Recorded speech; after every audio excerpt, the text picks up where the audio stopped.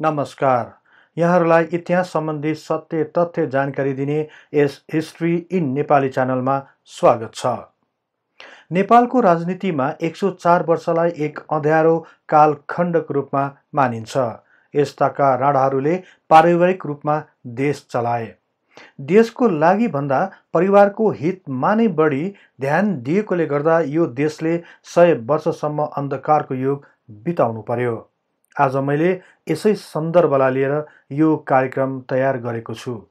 यो कार्यक्रममा राणाहरू प्रधानमन्त्री बन्न कतिसम्म षड्यन्त्र गर्दा रहेछन् भन्ने कुराको उजागर गरिनेछ। प्रथम राणा प्रधानमन्त्री जङ्गबहादुरले आफ्नो शेषपछि विभिन्न पदहरूको लागि रोलक्रम बनाए तापनि उनको मृत्यु हुने बित्तिकै सो रोलक्रम पुरै तोडियो र त्यसपछि परिवारभित्र कलह सुरु भयो। यो कलहले परिवारको सदस्यहरू बीच नै हत्याको श्रृङ्खला जन्मायो। कोही कसैको काका रहेनन्, कोही कसैको दाइ वा भाइ रहेनन्, आफन्त आफ्नो भन्ने कोही कसैको भरोसा रहेन। सबैजना एक अर्काप्रति सशङ्कित रहेको यो परिवारले देशको अवस्था बुझ्ने र विकास गर्ने भन्दा पनि आफू र आफ्नो पद कसरी जोगाउनेमै केन्द्रित रहनु पर्यो। यही अवस्थालाई विषय बनाएर यो कार्यक्रम तयार गरिएको छ।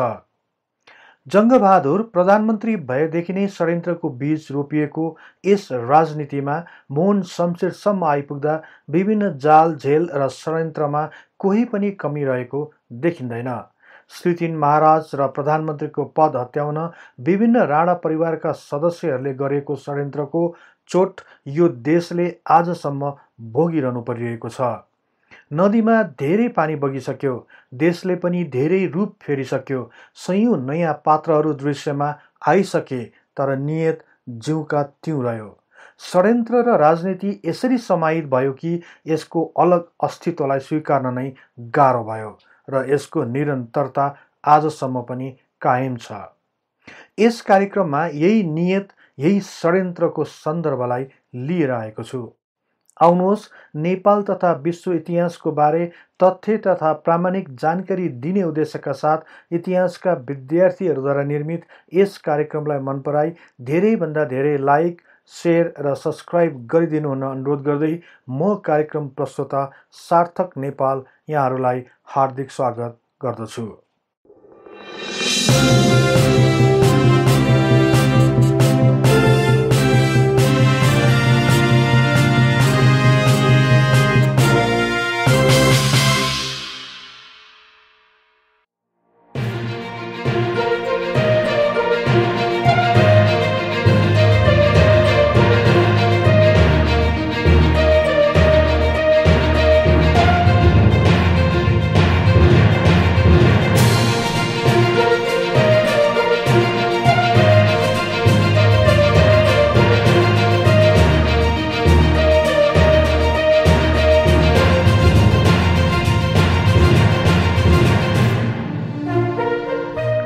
नेपालका तत्कालीन राजा रणबहादुर शाहका अङ्गरक्षकको रूपमा रहेका बाल नरसिंह कुँवरले नै रणबहादुर शाहमाथि सन् 1806 अप्रिल 24 तारिकको दिन उनको भाइ शेरबहादुर शाहद्वारा साङ्घातिक आक्रमण हुँदा यिनी पनि त्यहीँ थिए।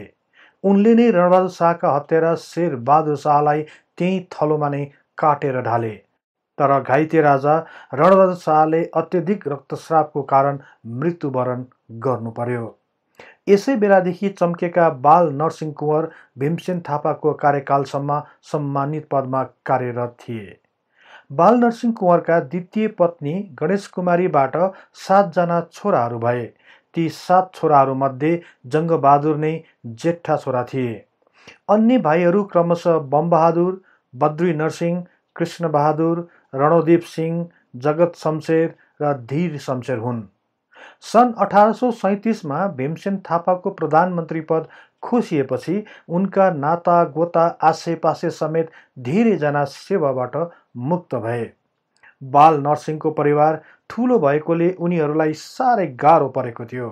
यही कारण विभिन्न स्थानमा बसाइ सर्दै बसोबास गर्न थाले। तर सन् 1840मा राजा राजेन्द्र हात्ती खेदा गर्न तराईको जङ्गलतर्फ गएको बेला जङ्गबहादुर पनि त्यहीँ थिए र यो संयोग नै मान्नुपर्छ, उनी पनि सो समूहमा सामेल हुने मौका पाए। राजाको अगाडि नै जङ्गबहादुरले हात्ती पक्रेको देखेर राजा ज्यादै प्रभावित भए र उनको बहादुरीपनको पुरस्कार स्वरूप सवारी क्याम्पमै यिनलाई कप्तान दर्जा दिई रिसल्लातर्फ दरबन्दी कायम गरिदिए। यस प्रकार जङ्गबहादुर नेपालको राजनीतिक दृश्यमा एक भिन्न पात्रको रूपमा स्थापित भए। अब आउनुहोस् राणा परिवारका को सदस्यहरू श्री 3 महाराज तथा प्रधानमन्त्री बन्न सफल भए यसबारे एकपल्ट जानकारी लिउँ। सर्वप्रथम राणा प्रधानमन्त्रीमा प्रथम प्रधानमन्त्री जङ्गबहादुर राणा भए। जङ्गबहादुरलाई राजा जस्तै लोभलाग्दो पद चाहिएकोले राजाबाट श्री 3 महाराजको पदवी हासिल गर्न सफल भए। यसपछि उनले प्रधानमन्त्रीमा आफ्ना भाइ बमबहादुरलाई बनाए। तर जङ्गबहादुर श्री 3 महाराज बनिरहे। बमबहादुरको मृत्युपछि कार्यवाहक प्रधानमन्त्रीको रूपमा कृष्णबहादुर बने। तर केही समयपछि नै सो प्रधानमन्त्री पद फेरि जङ्गबहादुरले नै लिए। जङ्गबहादुरको मृत्युपछि उनका अर्का भाइ रणदीप सिंह श्री 3 महाराज तथा प्रधानमन्त्री बने। उनको हत्या भयो। उनीपछि उनका भतिजा अर्थात् रणदीपका भाइ धीर शमशेरका छोरा वीर शमशेर सत्तामा आए। उनको मृत्युपछि उनका अर्का भाइ देव शमशेर श्री 3 महाराज तथा प्रधानमन्त्रीको पद पाउन सफल भए। देव शमशेरलाई षड्यन्त्रपूर्वक आफ्नै भाइहरूले हटाएपछि चन्द्र शमशेर सत्तामा आए। उनको मृत्युपछि उनका अर्का भाइ भीम शमशेर श्री 3 महाराज तथा प्रधानमन्त्री बने। भीम शमशेरले पनि आफन्तबाट नै विभिन्न षड्यन्त्रहरू झेल्दा झेल्दै उनको पनि मृत्यु भयो। भीम शमशेरपछि उनका भाइ जुद्ध शमशेरले सत्ताको बागडोर सम्हाले। उनलाई पनि कसैले टिक्न दिएनन् र अन्ततः सत्ता त्याग्नु पर्यो। उनीपछि उनका भतिजा अर्थात् जुद्ध शमशेरका दाइ भीम शमशेरका छोरा पद्म शमशेर सत्तामा आए। विभिन्न जाल झेल गरेर उनलाई पनि पद छोड्न बाध्य गरायो र उनीपछि उनका भाइ अर्थात् पदम शमशेरको ठुलबुबा चन्द्र शमशेरका छोरा मोहन शमशेर श्री 3 महाराज तथा प्रधानमन्त्री पद पाउन सफल भए। मोहन शमशेरले सत्ता हातमा लिएको 2.5 वर्षपछि अर्थात् सन् 1951मा पारिवारिक रूपमा सत्ता सम्हालेको 104 वर्ष लामो राणा शासनको अन्त्य भयो। यो त भए राणा परिवारका को सदस्यहरू सत्ता प्राप्त गर्न सफल भए भन्ने जानकारी। सत्ता प्राप्त गर्न यिनीहरू षड्यन्त्रमा नै सीमित रहेनन्। आफ्नै परिवारका सदस्यहरूको पनि निर्मम तरिकाले हत्या गर्न पछि परेनन्। यस प्रकार जाल झेल षड्यन्त्र हत्याको भरमा शक्ति प्राप्त गर्ने र सत्तामा टिकिरहने चालको कारण यो देशले 104 वर्षसम्म त्यस्तो कुनै उपलब्धिपूर्ण विकास गर्न सकेन। त्यसैले अब आउँ यी राणा परिवारका सदस्यहरू सत्ता प्राप्त गर्न के कस्ता षड्यन्त्रहरू गरे त्यसबारे चर्चा गरौँ। सर्वप्रथम प्रथम राणा प्रधानमन्त्री जङ्गबहादुर राणाको बारेमा कुरा गरौँ। तत्कालीन समयमा राजा राजेन्द्र वीरविक्रम शाह र महारानी बीच सत्ता शक्तिको लागि दोहोरी चलिरहेको थियो। यही मौकामा जङ्गबहादुरले आफ्नो प्रभाव देखाउन थालिसकेका थिए। राजा र महारानीसँग सन्तुलनको व्यवहार देखाए तापनि एक अर्कालाई उकास्नमा पनि उत्तिकै भूमिका खेल्ने काम गरे। यही दौरानमा जङ्गबहादुर रानीको प्रिय पात्र बन्न सफल भए। एक दिन रानीका अति विश्वासिला पात्र गगन सिंहको अज्ञात व्यक्तिबाट अचानक हत्या भयो। यही हत्याको हत्यारा पत्ता लगाउने सिलसिलामा नेपालमा सबैभन्दा ठुलो हत्याकाण्ड रच्यो जसलाई कोत पर्वको नामले चिनिन्छ। यसबाट जङ्गबहादुरको छल र षड्यन्त्र स्पष्ट रूपमा देखिए तापनि उनले यसलाई दबाउन आफ्ना विपक्षी बनाउँदाहरू कसैलाई पनि बाँकी राखेनन्। एकै ठाउँमा 40 जना भन्दा बढीको हत्या गरियो। यो नरसंहारपछि सन् 1846 सेप्टेम्बर 15 का दिन महारानीले जङ्गबहादुरलाई प्रधानमन्त्री तथा कमान्डर इन चिफको पदमा नियुक्ति गरे। यसपछि जङ्गबहादुरले विभिन्न ठुला पदहरूमा भाइ भतिजाहरूलाई ल्याए।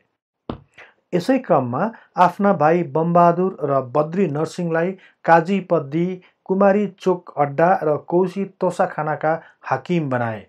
कृष्णबहादुर पाल्पाका तालुकवाला भए र रणदीप जगत शमशेर तथा धीर शमशेर कर्णेल भए। यसरी आफ्ना भाइहरूलाई सबै महत्त्वपूर्ण पदहरूमा नियुक्ति गरेपछि उनी झन शक्तिशाली भए। यसपछि महारानीद्वारा जङ्गबहादुरको विरुद्धमा भएको षड्यन्त्रलाई दबाउँदै उल्टै राजा र रानीलाई देश बाहिर जान बाध्य पारे। अन्ततः राजा राजेन्द्रलाई पदच्युत गरी नाबालक सुरेन्द्रलाई राजगद्दीमा बसाउन सफल भए। यस प्रकार जङ्गबहादुरले कोत पर्व, भण्डारखाल पर्व तथा अलो पर्वहरूलाई दबाउँदै एक शक्तिशाली व्यक्तित्वको रूपमा देखा परे। यसरी उनले देशमा पारिवारिक शासनको जग खडा गरे। जङ्गबहादुर भन्दा अघिका मुख्तियारहरू कीर्तिमान सिंह बस्नेत, भीमसेन थापा, दामोदर पाण्डे, रणजङ पाण्डे, मातोरसिंह थापा, चौतरिया फत्तेजङ शाह पनि आफ्नो कालगतिले मरेनन्। यिनीहरूलाई षड्यन्त्रपूर्वक मारियो। यसमध्ये केवल एकजना रङ्गनाथ पण्डित मात्र बाँच्न सफल भए। उनी ब्राह्मण भएकोले हत्या हुनबाट बचेका थिए। जङ्गबहादुरले राजपरिवारका सदस्यहरूसँग राणा परिवारको सदस्यहरूको वैवाहिक सम्बन्ध गाँच्न सफल भए। यसपछि जङ्गबहादुरलाई पनि राजा महाराजा हुने लालसा बढ्न थाल्यो। यसैको फलस्वरूप उनले एउटा अचम्मको षड्यन्त्रको जाल बुने। सन् 1856 अगस्त 1 तारिकको दिन अचानक राजीनामा दिएर आफ्ना भाइ बमबहादुरलाई प्रधानमन्त्री र अर्का भाइ कृष्णबहादुरलाई कमान्डर इन चिफ बनाई राजा सुरेन्द्रबाट नियुक्ति दिलाउन सफल भए। त्यसपछि विभिन्न जाल झेल गर्न लगाई 5 दिनपछि अर्थात् अगस्त 6 तारिककै दिन कास्की र लमजुङको सम्पूर्ण सार्वभौम सत्ता समेत उनैमा निहित हुने गरी महाराजा पद प्राप्त गर्न सफल भए। यसै दिन नेपालको प्रधानमन्त्री पदमा जङ्गबहादुरको सन्तान दर सन्तानमा पुस्ता पुस्ता सरेर जाने अधिकार पनि दियो। यसका साथै राजाको महत्त्वपूर्ण अधिकारहरू कटौती गर्दै जङ्गबहादुर र उनका भाइहरूलाई दिलाउन सफल भए।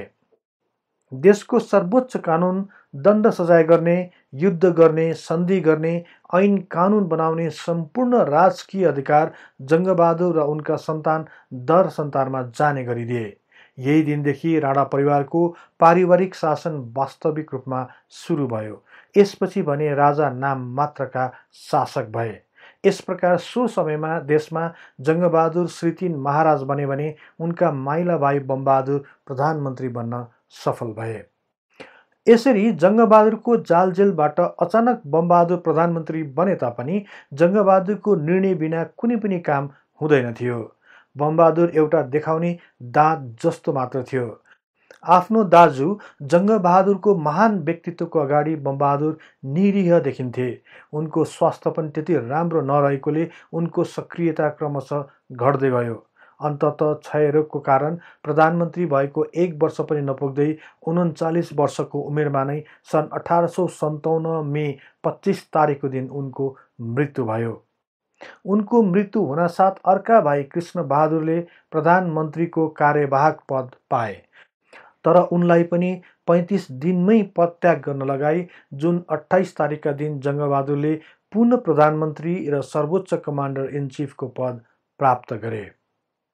सन् 1876 डिसेम्बर 8 तारिकको दिन साइत जुराएर उनी शिकार खेल्न तराईतिर जाने भए।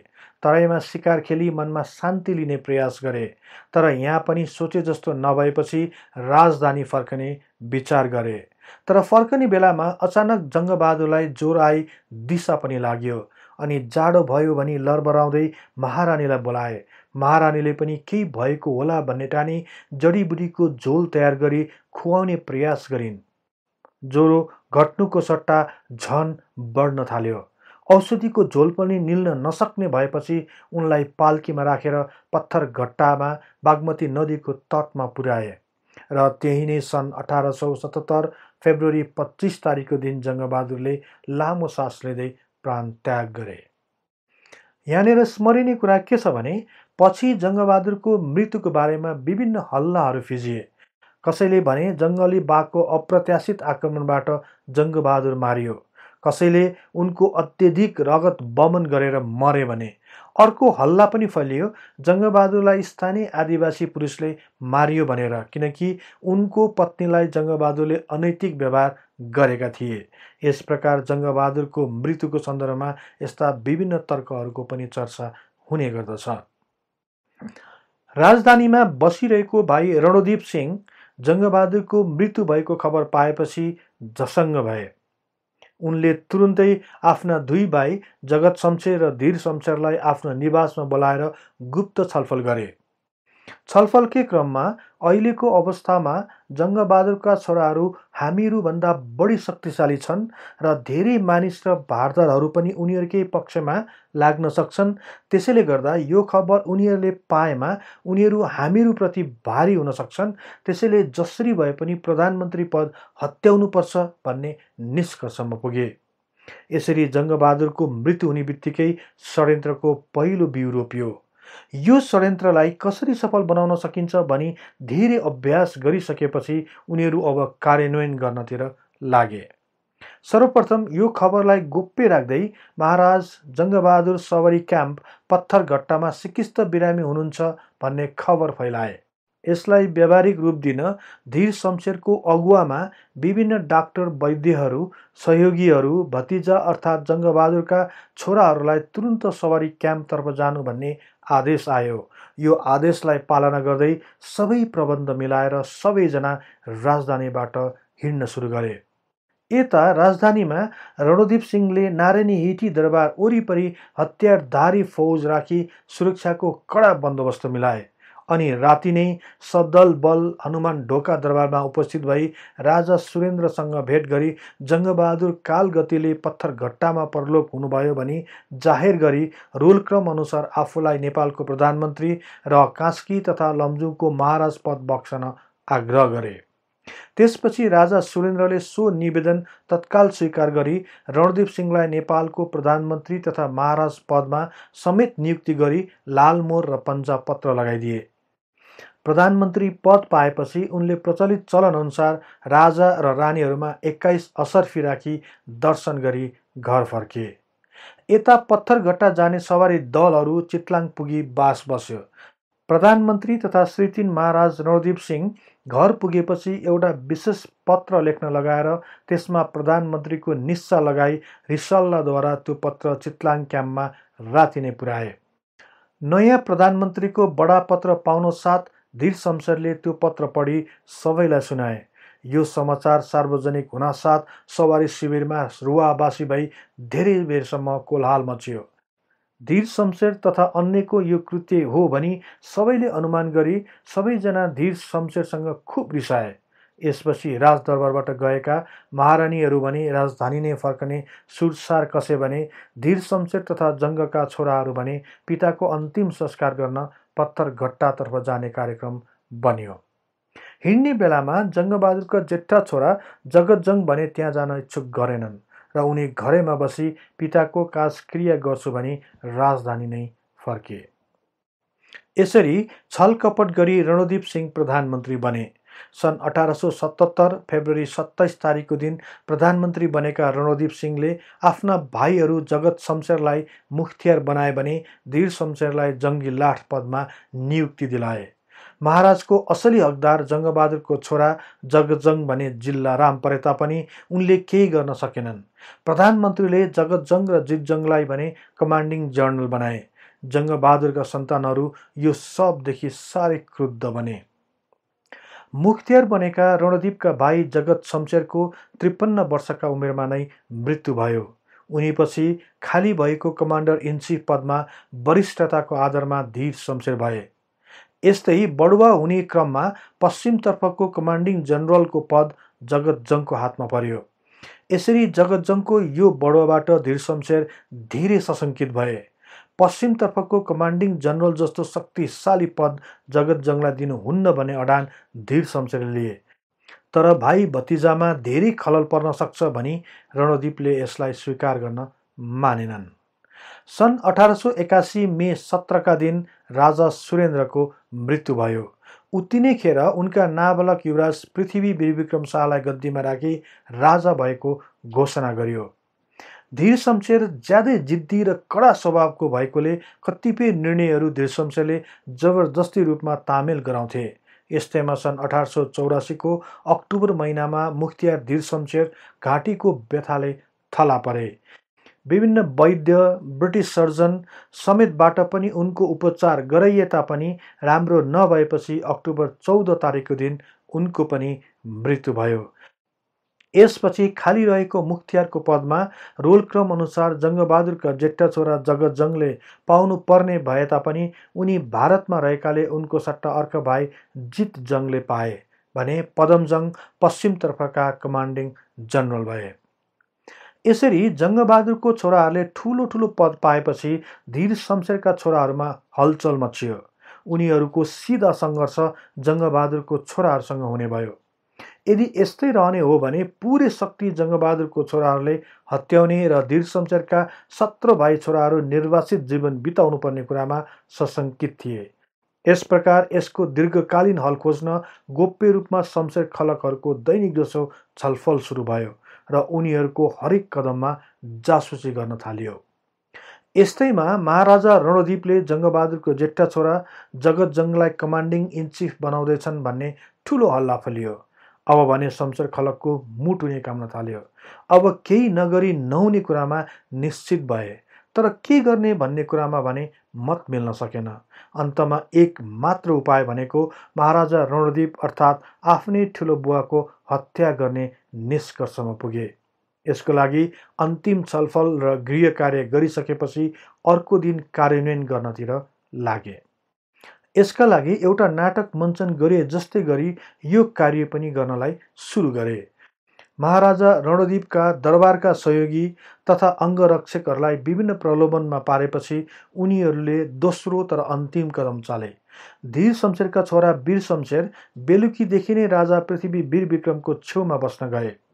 रातको समय थियो। धीर शमशेरका छोराहरू डम्बर शमशेर, खड्क शमशेर, चन्द्र शमशेर र भीम शमशेर महाराजाको खोपीमा गए। ढोकामा ढकढक गर्न साथ भित्र रहेका अङ्गरक्षकले ढोका खोलिदिए।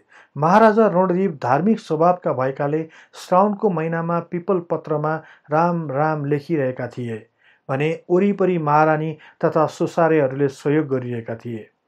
ढोका खुल्न साथ आफ्नै भाइका छोराहरूदेखि के भन्न आइस भनेर महाराजा रणदीपले सोध्न नपाउँदै भित्र छिरेकाहरूले दनादन गोली बर्साए। गोली सिधै निधारमा लागेर बाहिर निस्क्यो। महाराजा भने राम राम भन्दै 2 शब्द बोली त्यही रहेको पिपल पत्रमाथि ढले। त्यहाँ रहेको सुसारे र महारानीहरूले प्रतिरोध गर्दा पनि ती हत्याराहरूले महाराजलाई बार बार गोली हानी मारे। महाराजाको शवलाई ठुलो कपडामा बेरी बर्ह्याङबाट तल भकुरे। यसरी छेद विच्छेद भएको महाराजको शवलाई अगाडि ल्याइयो र यही समयमा राजाको छेउमा नै बसेका वीर शमशेरले राजा पृथ्वी वीर विक्रमलाई चौरमा ल्याए र महाराजा रणदीपको शवलाई देखाउँदै प्रधानमन्त्री तथा महाराजाको पद आफूले पाउनुपर्ने पत्रमा लालमोहर र पन्जापत्र लगाउन लगाए। यसरी ठुलो जालझेल षड्यन्त्र र हत्याको भरमा 34 वर्षको उमेरमा नै वीर शमशेर प्रधानमन्त्री तथा श्रीतिन महाराज भए। राजधानीवासीहरूले नोभेम्बर 22 तारिकको चकबन्न रातमा अचानक टुडिकलतर्फ दनादन 19 तोप पड्केको आवाज सुनि सबै डराए। रातको अन्धकारमा कसैको निस्कने आँट थिएन, तर भोलिपल्ट बिहान भएपछि मात्र सबैले थाहा पाए। वीर शमशेरले सत्ता हत्याएपछि जङ्गबहादुरका छोराहरू पदमजङ, रणवीरजङ तथा अन्यहरू भने साथमा लैजान सक्ने जति गरगहना र सुन चाँदी बोकी ब्रिटिस रेजिडेन्सीमा राजनीतिक शरण लिन गए। यसै बखत बेपरवाह रूपमा बसेका जङ्गबहादुरका जेठा छोरा जगतजङलाई भने उनकै निवासमा गोली हानी मारियो। यस काण्डमा जङ्गबहादुरका नातेदार तथा समर्थकहरूलाई सिधै गोली हानेर मारियो। ब्रिटिस रेजिडेन्समा शरण लिएकाहरूलाई फर्काउन अथक प्रयास गर्दा पनि फर्काउन नसकेपछि उनीहरू भने बाँचे। यसरी उनले षड्यन्त्र र हत्याको बलमा नै सन् 1901 सम्म राज गरे र उनको सन् 1901 मार्च 5 तारिकको दिन पक्षघातको कारणले मृत्यु भयो। वीर शमशेरको मृत्युपछि 39 वर्षका देव शमशेरले श्रीपेश धारण गरी राजाले उनलाई टीका लगाइदिएर प्रधानमन्त्रीको पद सदर गरी पन्जाब पत्र गरिदिए। चलनअनुसार प्रधानमन्त्री तथा महाराजा बनेका देव शमशेरले 21 असर्फी छरेर राजा तथा बडा महारानीहरूमा दाम राखी दर्शन गरी बिदा भई फर्के। त्यसपछि तोपखानाको दलले त्यहीँ उनलाई 19 तोप पड्काएर सलामी दियो।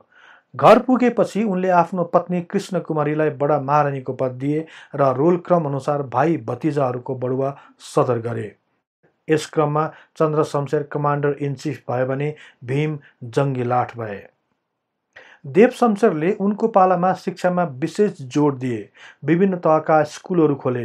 सो समयमा बालिकाहरूको लागि भनेर छुट्टै विद्यालय नभएकोले देव शमशेरले मखनटोलमा एउटा नारी विद्यालय स्थापना गरी बडा महारानी कृष्ण कुमारीद्वारा उद्घाटन गरियो। त्यस बखत रूढिवादी र कट्टरपन्थी संस्कृतिले जगडिएको समाज भएकोले यो महान कार्यमा देव शमशेरलाई कसैले राम्रो मानेनन्। नारीहरूलाई शिक्षा दिनु धर्म नीतिको विरुद्ध भएकोले उनको आफ्नै भाइहरू पनि उनको यो कार्यदेखि निकै क्रुद्ध बने। भित्रभित्रै गुनासो र विद्रोह बढ्न थाल्यो। तर देव शमशेर भने त्यसतर्फ त्यति ध्यान दिएनन्। बरु उनी अर्को एक कदम अघि बढे। सन् 1901 मे 6 तारिकको दिन हरेक जनताले देशको खबर तथा ऐन नियम थाहा पाउन् भनेर गोर्खापत्र साप्ताहिक समाचारपत्र काठमाडौँबाट प्रकाशित गर्ने व्यवस्था गरे। अखबार प्रकाशन गर्ने कुरा भएपछि देव शमशेरका भाइ भतिजाहरू खुब ताते। उनीहरूलाई देव शमशेरले राणाहरूको सत्ता नै अन्त्य गरे जस्तो महसुस गर्न थाले। शमशेर खलकमा चन्द्र शमशेर धेरै महत्त्वाकांक्षी र निकै टाटा तर कडा स्वभावका थिए। उनले यही मौकाबाट लाभ उठाउने उद्देश्यले भाइ भतिजाहरूसँग गुप्त रूपमा भेटघाट गरी झन उकास्ने काम गरे। उनी भन्ने गर्थे, महाराजा देव शमशेरले हामी सबैलाई डुबाउन खोजे। यस्तै चालामाला रहिरहने हो भने राणा शासन अब रहँदैन र हामी सबै मासिन्छौँ। यसरी असन्तुष्ट खेमालाई आफ्नो हातमा पार्न कुनै पनि अवसर गुमाउन चाहेनन्। तर महाराजा देव शमशेर भने भित्रभित्र दन्किरहेको षड्यन्त्रको ज्वालाको गन्ध थाहा पाउन प्रयास नै गरेनन्। उनी सबैलाई विश्वास गर्दै अघि बढ्दथे। तर यही भरोसाको आडमा भित्रभित्रै ठुलो षड्यन्त्रको जालो बुनिसकेको थियो र अन्तमा चन्द्र शमशेरले त्यसलाई कार्यान्वयन गर्ने दिन आएको भनी सबैलाई सतर्क गराए। सन् 1901 जुन 27 तारिकको दिन देव शमशेर स्वयंले दरबार स्कुलका छात्रहरूलाई पुरस्कार वितरण गर्ने समारोह थियो। यता कुटिल षड्यन्त्रलाई कार्यान्वयन गर्न पहिलो पात्रको रूपमा वीर शमशेरका छोरा गेहेन्द्र शमशेर अघि आए। उनी महाराजा देव शमशेरकोमा गई आफ्ना भाइहरूसँगको अंशबन्डा विवादलाई निरीक्षण गरी समाधान गरिदिनु हुन जाहेर गरे। यही समयमा दरबार स्कुलको कार्यक्रममा पनि जानुपर्ने भएकोले पहिले सो कार्यक्रम सकेपछि मात्र उतै आएर हेरौँला भनी वचन दिए र बग्गीमा चढी स्कुलको कार्यक्रमतिर लागे। स्कुलको कार्यक्रम सकिसकेपछि महाराजालाई सम्झाएपछि उनी अपराह्न 4 बजेतिर गेहेन्द्रको घरतर्फ लागे। गेहेन्द्रका भाइहरूले उनलाई फुल जात्रा लावा असर्फी छरेर महाराजको भव्य स्वागत गरे। लौ अब तेरो झगडा भएको कोठा कस्तो रहेछ हेरौँ भनी महाराजा मुख्तियार र हजुरियाहरू सो कोठातर्फ लागे। यही मौकामा महाराजाका अङ्गरक्षकहरूलाई आफ्नो अधिकारमा लिई महाराजा देव शमशेरलाई पनि कराक्रुक पारेर बाँधे। यसपछि हजुरले जथाभावी गरी हामीलाई डुबाउन लागेकोले राजाबाट हजुरलाई पद मुक्त गरिबक्स्यो भनी चन्द्र शमशेरले सुनाए। अनि पदच्युत गरिएका महाराजाकै पटुका फुकाली त्यसैले कसी त्यही पाता फर्काएर मेसमा राखे। केही बेरपछि राजा पृथ्वी वीरविक्रमलाई त्यहाँ ल्याइयो अनि राजाबाट देव शमशेरलाई प्रधानमन्त्री तथा श्री 3 महाराजको पदबाट बर्खास्त गरी चन्द्र शमशेरलाई महाराज पद बक्सियो। यसपछि देव शमशेरलाई धनकुटा लगेर एउटै घरमा नजरबन्द गरी राखियो। केही समयपछि यिनी धनकुटाबाट उम्केर इलाम हुँदै ब्रिटिस शासित भारततिर छिरे। भारत स्थित मसुरी नजिकैको झरीपानी भन्ने ठाउँमा गएर बसे। पछि नेपाल सरकारले उनलाई मासिक 4000 कम्पनी रु पेन्सन पनि दिने निर्णय गर्यो र पछि सन् 1914मा उनको मृत्यु भयो। यसरी आफ्नै दाजु देव शमशेरलाई पाता कसेर बेइज्जतपूर्वक डाँडो कटाएपछि सन् 1901 जुन 27मा चन्द्र शमशेर प्रधानमन्त्री तथा महाराज भए। चन्द्र शमशेर अत्यन्त कठोर अधिनायकवादी थिए। यिनले आफ्ना विरोधीहरूलाई कहीँ पनि टिक्नै दिएनन् र 28 वर्षसम्म एक छत्र शासन गरे। उनी बढीभन्दा बढी नै शङ्कालु स्वभावका थिए। उनलाई प्रधानमन्त्री बनाउन अग्रपन्थीमा सहयोग गर्ने गेहेन्द्र शमशेर विरुद्ध पनि उनले कडा व्यवहार प्रस्तुत गरे। गेहेन्द्र शमशेर एक राम्रा वैज्ञानिक थिए। एकपल्ट उनले नै बनाएका पेस्तोल चन्द्र शमशेरलाई उपहार स्वरूप दिन जाँदा अकस्मात महाराजालाई ढोगभेट गर्दा सो पेस्तोल भुइँमा खस्यो। उनी त्यस बखत साह्रै तर्सिए। त्यसपछि उनले गेहेन्द्र शमशेरलाई बन्देज लगाए र कुनै पनि औजारहरू घरमा नबनाउन आदेश दिए। यही पीडाबाट गेहेन्द्र शमशेर घरबाट निस्कन नै छोडे। अन्ततः सन् 1907 सेप्टेम्बर 28 तारिकको दिन रगतबान्त भएर उनको मृत्यु भयो। तर गेहेन्द्र शमशेरको मृत्युमा चन्द्र शमशेरको हात रहेको कुरा सो बेला साह्रै चर्चामा थियो। त्यस्तै अर्का अत्यन्त सहयोगी फत्ते शमशेर पनि पुरस्कार पाउने आश गरेर बसेका थिए। तर अचानक हजुरिया जर्नल पदबाट अवकाश पाएपछि छाङ्गाबाट खसे जस्तै बने। त्यसपछि उनी साह्रै दुखी बने। यिनको पनि सन् 1907मा अकस्मात मृत्यु भयो। यिनको मृत्यु हुनुमा पनि चन्द्र शमशेरकै षड्यन्त्र रहेको हल्ला फैलिएको थियो। त्यस्तै सन् 1911 डिसेम्बर 11 तारिकका दिन तत्कालीन राजा पृथ्वी वीरविक्रम शाहको मृत्यु भएको थियो। देश नै शोकाकुल रहेको अवस्थामा पनि देशका प्रधानमन्त्री बने तराईमा थाहा नभए जस्तो गरी शिकार खेल्नमा मस्त रहे। सो शिकारमा 31वटा बाघ, 18वटा गैडा र 4वटा भालुहरू तथा सयौंको सङ्ख्यामा चराचुरुङ्गी तथा ससाना जनावरहरू मारिए। सन् 1929 नोभेम्बर 25 तारिकको दिन महाराजा चन्द्र शमशेर न्युमिनियाको कारणले अचानक मृत्यु भयो। चन्द्र शमशेरको मृत्युपछि 64 वर्षको उमेरमा भीम शमशेर रोलक्रम अनुसार प्रधानमन्त्री हुने भएकोले बग्गी चढी राजदरबार गई राजा त्रिभुवनमा बिन्ती पत्र चढाए। भीम शमशेरको बिन्ती पत्र काजी रत्नमानले पढेर राजामा जाहेर गरे र राजा त्रिभुवनले त्यसमा पन्जा पत्र सही छाप गरिदिए। यसपछि टुडीखेलमा 19 तोपको सलामी भयो। भीम शमशेर आफ्नो घर फर्कन साथ जुद्ध शमशेरलाई कमान्डर इन चिफ र धर्मलाई जङ्गी लाठ पद दिए। भीम शमशेरले पनि चन्द्र शमशेरकै पाइला पछ्याउन थाले। आफूलाई मन नपरेकालाई टिक्नै दिएनन्। तर भीम शमशेरले रोल क्रममा छेडछाड गरेकाले निकै विरोधको सामना गर्नु परेको थियो। एक थरी रोलवालाहरू ज्यादै असन्तुष्ट भए। भीम शमशेरको कट्टर समर्थक भनाउँदाहरूले पनि विरोधीहरूको समर्थन गर्न थाले। यसरी महाराजा भीम शमशेरका विरोधीहरू बढ्न थालेपछि उनी निकै सशङ्कित हुन थाले। भीम शमशेर जुद्धलाई हटाउन चाहन्थे, तर यता जुद्ध शमशेरले पनि विभिन्न षड्यन्त्र गर्न थाले। उनले भीम शमशेरकै छोरा पद्म शमशेरलाई पदको लोभमा आफ्नो हातमा लिए। यसरी आफ्नै छोरा आफ्नो विरुद्ध लागेकोमा भीम शमशेरमा वैराग्य उत्पन्न भयो। धेरैतिर आफ्ना विरोधीहरू बढ्न थालेपछि महाराजा भीम शमशेर लागु पदार्थको सेवनमा आफूलाई भुलाउन थाले। पछि यही व्यथाले उनलाई पिरोल्दै गयो। व्यथाले च्याप्दै लगेपछि सन् 1932 सेप्टेम्बर 1 तारिकको दिन महाराजा भीम शमशेरको मृत्यु भयो। भीम शमशेरको मृत्युपछि रोलक्रम अनुसार जुद्ध शमशेर प्रधानमन्त्री तथा श्री 3 महाराज भए। जुद्ध शमशेरको परिवार धेरै ठुलो थियो। पत्नीहरू धेरै थिए। प्रधानमन्त्री हुनुभन्दा अघि यिनको आर्थिक अवस्था नाजुक थियो। घर खर्च चलाउन पनि धौ पर्थ्यो। तर अब सबै समस्याको समाधान भयो। यसपछि जुद्ध शमशेरले कमान्डर इन चिफ पदमा पद्म शमशेरलाई र जङ्गी लाठमा मोहन शमशेरलाई पद बहाल गरे।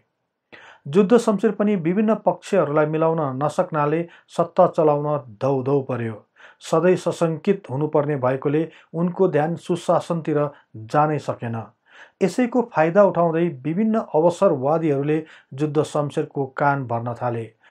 अन्ततः चारैतिरको दबावपछि जुद्ध शमशेरलाई पद त्याग गर्न विवश पारियो। एक दिन मोहन शमशेरलाई बोलाएर जुद्ध शमशेरले पद त्याग गर्ने विचार रहेको कुरा बताउँदै यसमा तिमीहरूको के राय छ भनी सोधे। मोहन शमशेरले पनि समर्थन जनाउँदै अहिले हजुरले पद त्याग गरेमा हजुरको इज्जत प्रतिष्ठा बढ्नेछ र सबैले राजर्षि महाराजा भनी जय जयकार गर्नेछन् भनी उनलाई उकास्नुसम्म उकासे। यसरी धेरै दिनसम्म विचार गरेपछि उनले पद त्याग गर्ने निर्णय गरे। पद त्याग गर्ने साइत हेराउँदा सन् 1945 नोभेम्बर 29 गतेको दिन राम्रो छ भनी तोकियो। सो दिन सबैलाई सिंहदरबारको फुटबल मैदानमा बोलाइयो। सबै कार्यक्रम सकिएपछि अन्तमा उनले विदायी भाषण गरे र आफ्ना श्री वेशभूषाले पद्म शमशेरलाई लगाइदिए। त्यहाँ भएका सबैले जुद्ध महाराजकी जय भन्दै नारा लगाए। त्यति गरिसकेपछि उनी त्यहाँबाट हिँडे। उनका पछि पछि आसे पासे भनाउँदाहरू रुँदै कराउँदै हे महाराज हामीलाई छोडेर नजाऊ भनी चिच्याइरहे। तर जुद्ध शमशेर केही पर पुगेर ओझेल भएपछि ती रुने कराउनेहरू फर्केर पदम शमशेरकी जय भन्दै नारा लगाउन थाले। यसपछि जुद्ध शमशेर भारतको देहरादुनमा पुगे र त्यहाँ एउटा ठुलो भवन किनेर बस्न थाले।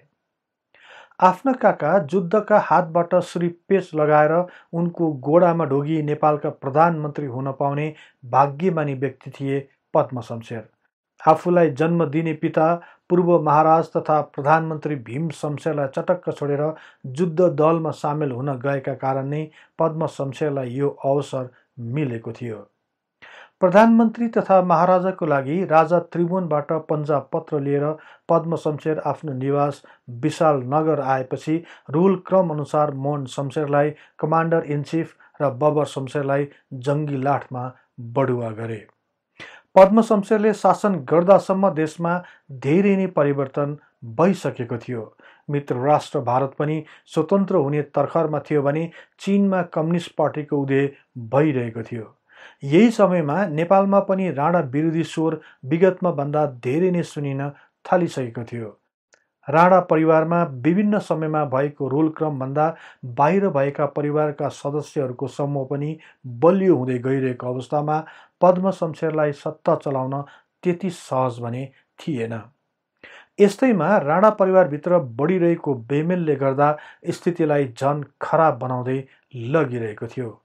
यी सबै कुरा बुझिसकेपछि सन् 1948 जनवरी 26 तारिकको दिन पद्म शमशेरले आफ्नो निवास स्थानमा सारा कर्मचारी, व्यापारी, उद्योगपति तथा गुरु पुरोहित आदिलाई बोलाएर एउटा सभा आयोजना गरे।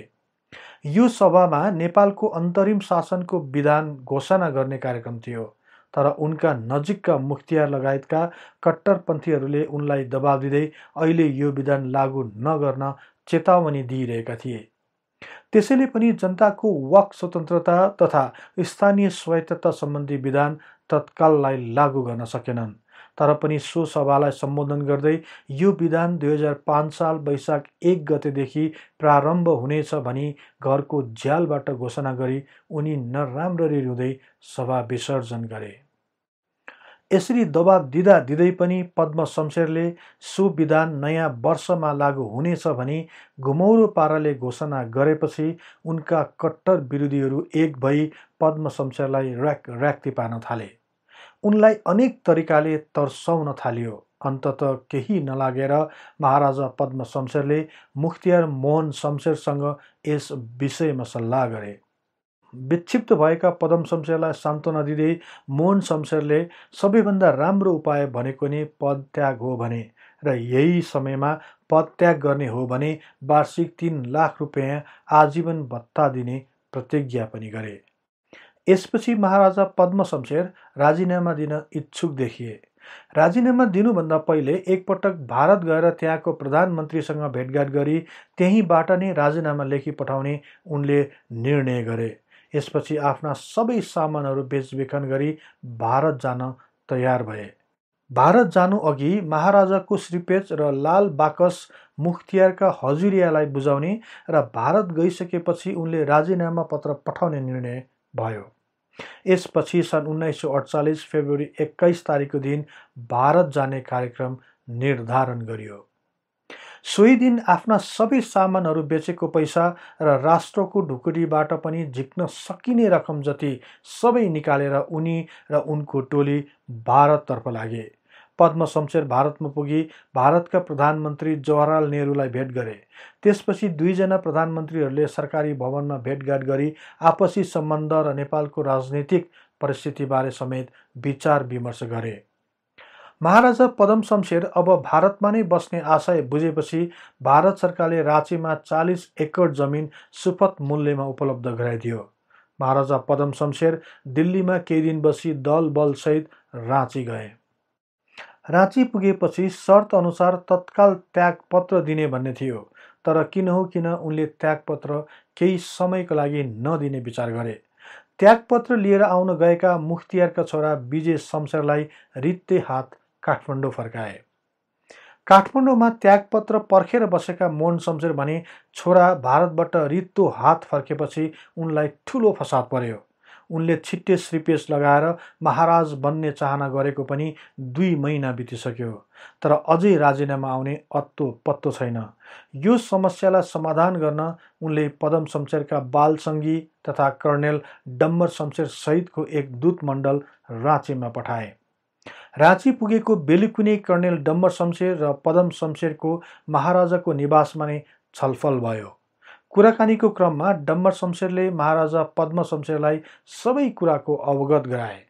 अहिले राजीनामा नदिए मोहन शमशेरले राजालाई दबाब दिई श्रीपेश लगाउन सक्छन् र उनलाई पेन्सन स्वरूप रु 3 लाख दिने भनेको रकम पनि रोक्न सक्छन् भनेर चेतावनी पनि दिए। त्यसपछि उनी डराए र तुरुन्तै राजीनामा पत्र लेख्न लगाएर सँगै गएका कप्तान खड्कबहादुर सिंहलाई बोलाएर राजीनामा पत्र राखिएको बन्दी खाम बुझाउँदै तत्काल नेपाल पुर्याउन भनियो। खाम बुझ्न साथ कप्तान खड्कबहादुर ट्याक्सी भाडामा लिएर सोझै रक्सोलतर्फ हिँडिहाले। राजीनामा पत्र काठमाडौँ पुर्याएपछि सन् 1948 अप्रिल 30 तारिकको दिन मोहन शमशेर प्रधानमन्त्री तथा श्री 3 महाराज भए। मोहन शमशेर सत्तामा आएपछि देशमा धेरै नै राजनीतिक चेतना बढिसकेको थियो, तर मोहन शमशेर चन्द्र शमशेर जस्तै कडा अधिनायकवादको पक्षधर थिए। उनले त्यसै अनुरूप विरोधीहरूलाई निमिट्यान्न बनाउने नीति अघि सारे, तर देशभित्र भइरहेको असन्तुष्टि तथा विरोधलाई दबाउन सकेनन् र अन्ततः सन् 1950 नोभेम्बर 6 तारिकको दिन राजा त्रिभुवन तथा सपरिवार पलायन भएपछि भने मोहन शमशेरलाई सत्ता सम्हाल्न धौधौ पर्यो। यसपछि सन् 1951 फेब्रुअरी 18 गते तदनुसार विक्रम सम्वत 2007 साल फागुन 7 गते श्री 5 त्रिभुवनबाट भएको शाही घोषणा मार्फत 104 वर्ष अघिदेखि चलिआएको परिवारवाद एकतन्त्रीय राणा शासनको औपचारिक अन्त्य भयो।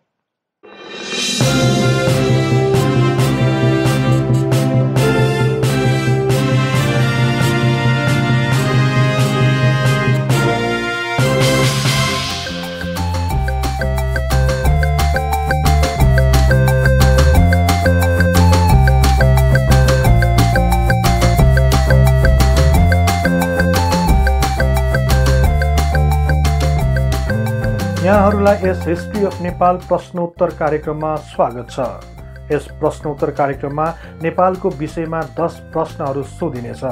हरेक प्रश्नका 4 वटा वैकल्पिक उत्तरहरू हुनेछन्। यहाँहरूले प्रश्न नम्बर र सही उत्तर नम्बर कमेन्ट बक्समा लेखी पठाउनुहोला।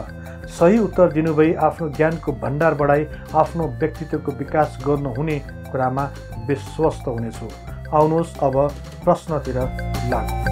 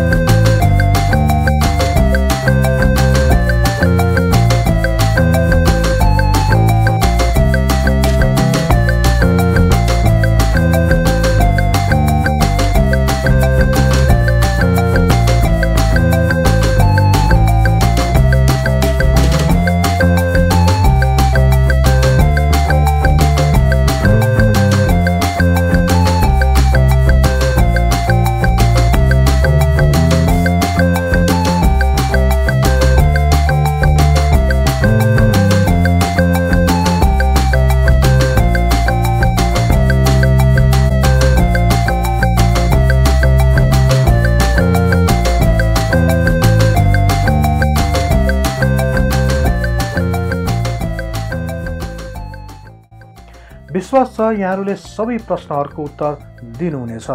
सही इतिहास बुझ्ने गरौँ, राष्ट्र प्रेम जगाउँ र राष्ट्र विकासमा आजदेखि नै लागि परौँ।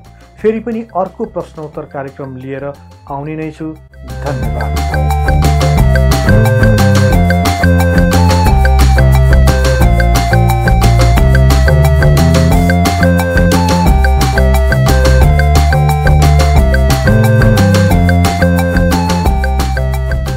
यहाँहरूलाई यो कार्यक्रम कस्तो लाग्यो कृपया कमेन्ट बक्समा लेखी पठाउनुहोला।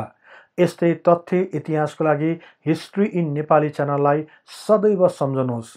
इतिहासको कुनै पनि कालखण्डबारे तपाईँलाई सुन्न र बुझ्न चाहना राख्नु भएको छ भने तल रहेको कमेन्ट बक्समा उल्लेख गर्नुहोस्। हामी सोबारे प्राथमिकताका साथ कार्यक्रम बनाउने नै छौँ।